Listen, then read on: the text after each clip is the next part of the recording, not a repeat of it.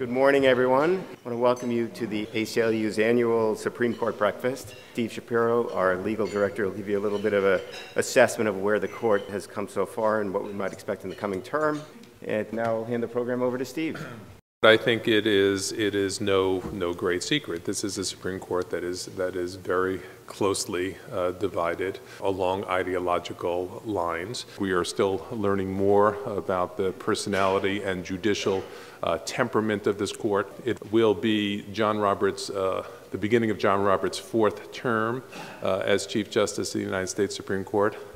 It remains, nonetheless, I think, very much Justice Kennedy's court still. As Justice Kennedy goes on major issues, so goes the Supreme Court. It is a different court than the Rehnquist Court in several ways. It is, I believe, a fundamentally more conservative court than the Rehnquist Court, and the Rehnquist Court itself was quite conservative. It is also, I think, a more aggressive court in its willingness, certainly, to take on not only past precedents but recent precedents and flex its judicial muscle. Part of that, I think, is a reflection of John Roberts, who has been much more aggressive as a Chief Justice than I, at least, had expected him to be. But part of that, I think, it's because of the role that Justice Kennedy plays as the swing vote. Justice Kennedy as a swing vote is very different than Justice O'Connor was as a swing vote on the Supreme Court. Justice O'Connor really believed in incremental justice. She moved in small steps.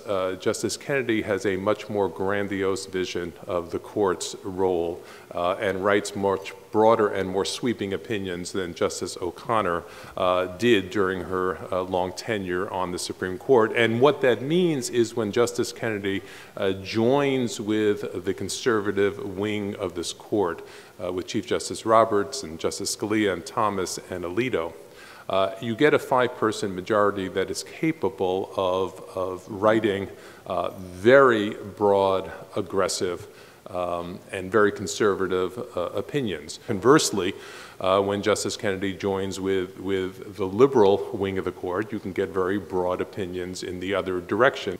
It is a Supreme Court where, it is at least plausible that there will be some retirements from the court sooner rather than later.